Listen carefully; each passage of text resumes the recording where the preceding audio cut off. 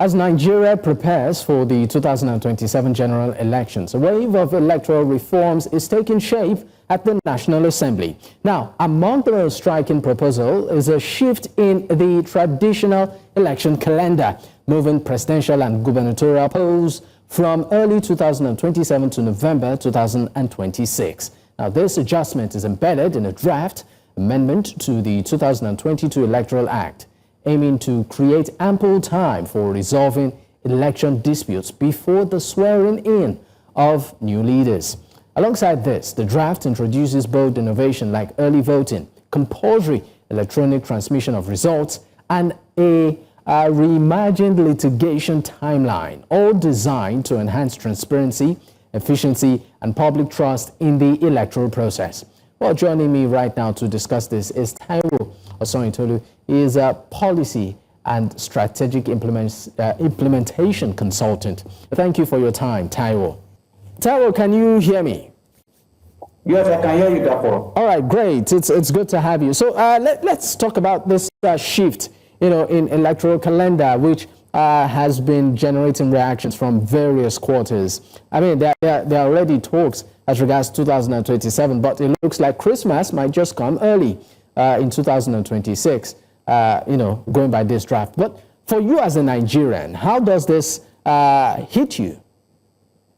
Well, I would start by saying that it depends on the pendulum, on the sides of which you're going to look at it from.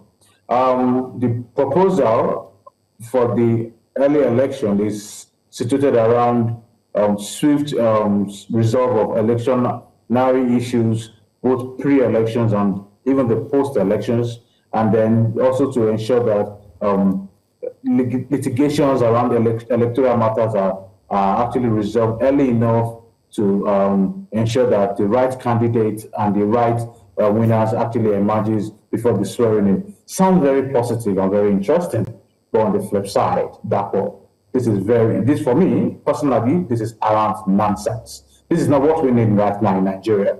What we really need right now in Nigeria is adequate political reforms. We need reforms that intensify free, fair, and credible elections in Nigeria. And that is not what the National Assembly today is talking about. The National Assembly today is in discussions with how best for personal gain, for me, that's what I feel. So for you, Taiwo, you described all of this, well, I call it a draft right now. In your words, you say it's arrant nonsense and not what Nigerians desire. That is not what Nigerians are looking for. Nigerians are looking for free, fair, and credible elections. But don't you think this would to some extent address some of the issues that comes with our electioneering? Unfortunately, no, it will not. It will not address anything, because what I was expecting the National Assembly to be discussing about is how best we talk about voters' education, how best we talk about credible election processes, how best we put our independent National Electoral Commission in place to ensure that they carry out a free, fair, and credible election. But I'm not talking about that. Who's talking about the elections? If the electionary process is already faulted, and the people that are supposed to actually discuss how best an election process should be free, fair, and credible are thinking of how best to do a resolve approach rather than be proactive, then it's nonsensical. Then it's so Taiwo, let's look at something here. Let's look at post-elections, for instance, where there are usually tribunal cases and court cases that could span, for months. A case is in court, maybe as regards a particular election, and then we see the candidate has been sworn in, even though the case is still in court. He has assumed office, he's been called Your Excellency, Mr. Governor, and maybe there's an upturn in judgment. It makes the whole thing, for some Nigerians, look pretty much haphazard. I mean, one would want a situation whereby all the court proceedings is cleared out, the candidate is clean, is fair, is free, there are no distractions anywhere, and he gets to work and is, the authentic, what I call it, leader of the state, the constituency, or even the nation, as the case may be. So don't you also think in a way, this might just put things in the right perspective and also ensure some level of due process. No, therefore, that will not be. We would have less litigation, we would have less politicians going to the court when the system and the process of electioneering is done adequately. Therefore. So how can it be done? How can it be adequately done? What INEC should be talking about right now, and what the National Assembly should be talking about right now, is how best to galvanize the last wins of the past 2023 elections, to review the lapses of the 2023 elections, and then come up with wonderful reforms on how candidates are made to be clear winners, even at the election polls. And this doesn't start even at the day of the election. This starts from the electionary process, from internal affairs, from internal party affairs.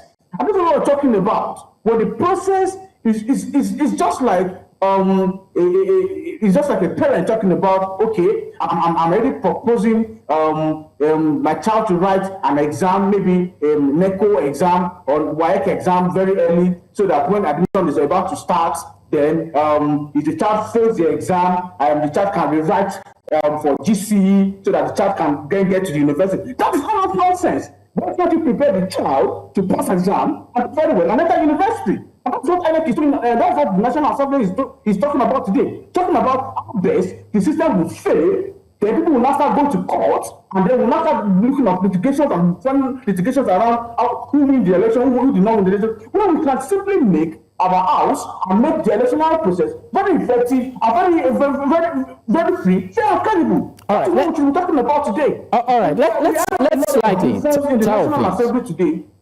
Yes, please. Yeah, Taiwo, please. Let's slightly move this conversation away from, the election itself and the process around it. Let's look at the institution that is saddled with the responsibility for conducting elections, and that is the INEC.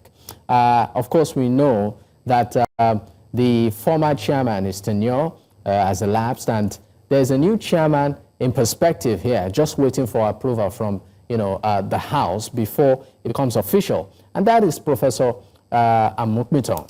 Now, for you as a Nigerian, given what we have seen over the years in the conduct of particularly within the administration of the past chairman, some will tell you that, look, it brought some innovative ideas into the system, introduced technology, the IRF, the BVAS, and what have you.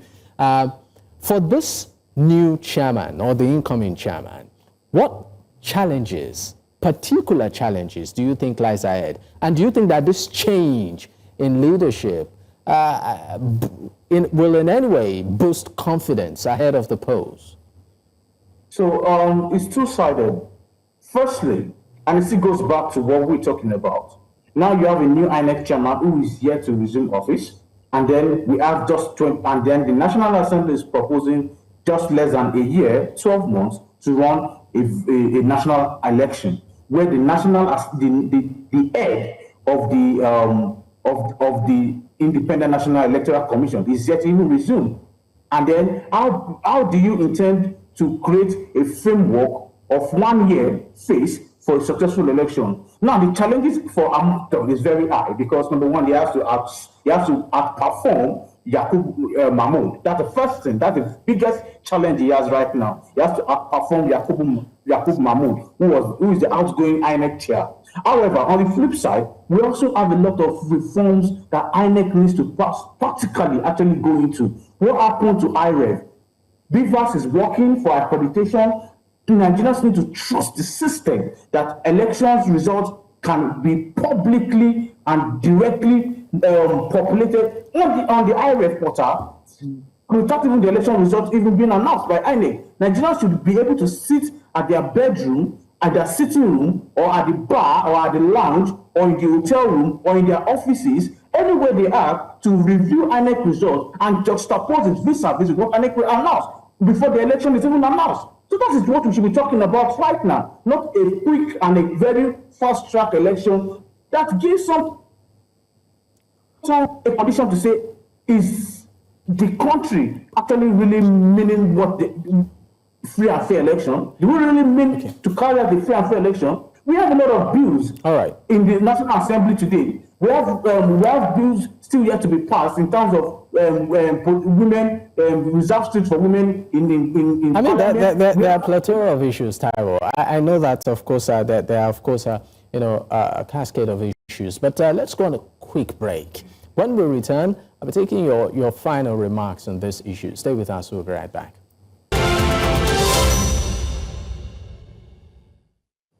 Many thanks for staying with us. And of course, it's still Politics HQ. I still have Taiwo Osanyin with me. Taiwo, thank you for staying with me. Before I let you go in 30 seconds, I would just like you to, of course, give your final thoughts on this. What do you hope to see, or what do you consider, credible elections ahead of 2027, polls? In 30 seconds. Well, what do I consider in election for 2000? Is it pre-2006 or 2027? I mean, 2026 is still in the works, but right now what we're looking at is 2027. So for you, what do you look out for to say, you know what, it was a great election? What I'm looking out for is, number one, let INEC currently talk about adequate reforms that would make the current chair come in and work more like autopilot. Secondly, let the National Assembly sit down as a National Assembly for Nigerians to look at ways and manners at which we can nip the ball around the lapses of the last elections and create adequate reforms to put and pin INEC to be responsible for free, fair, and credible elections. And finally, for citizens, it is our time, and it is also the responsibility of we citizens to sit down, create a framework as well that would actually put both INEC and our national assemblies to perform and actually do the right thing and do the best thing for the country, for our Federal Republic of Nigeria. All right, thank you so much, Taiwo Osanyin. Of course, it's been a pleasure having you discuss this. Thank you once again for your time. Thank you for having me, and God bless Nigeria.